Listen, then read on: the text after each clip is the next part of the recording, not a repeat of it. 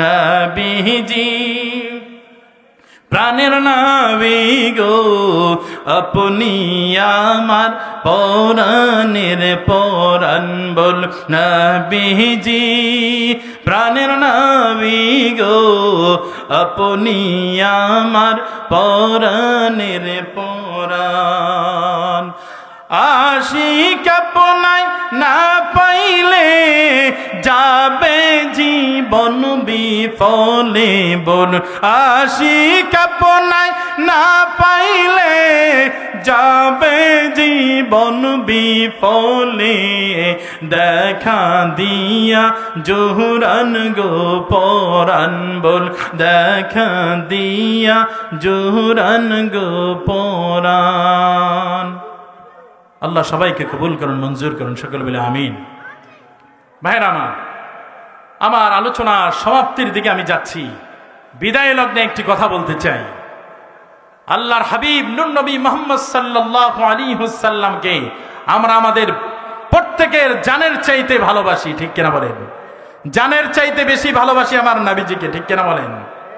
এই দেশে একদল লোক আছে যারা নিজেদেরকে মুসলিম পরিচয় দেয়, মুসলমানদের সাথে মিলিয়ে নাম রাখে, কিন্তু তারা মুসলিম নয়, তারা হচ্ছে কুখ্যাত কাফের।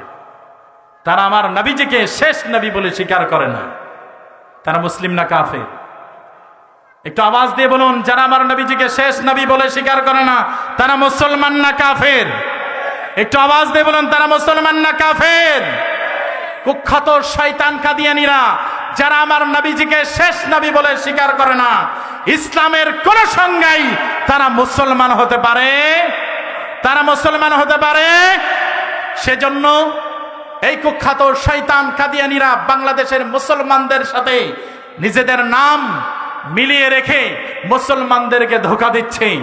তারা বাংলাদেশে মুসলমানদের ঈমান ও আকীদাকে নষ্ট করার জন্য তারা ইসলামের শত্রু, মুসলমানের শত্রু 100টি আস্তানা তারা বানিয়েছে। তারা মুসলমানের ঈমান ও আকীদাকে নষ্ট করার জন্য।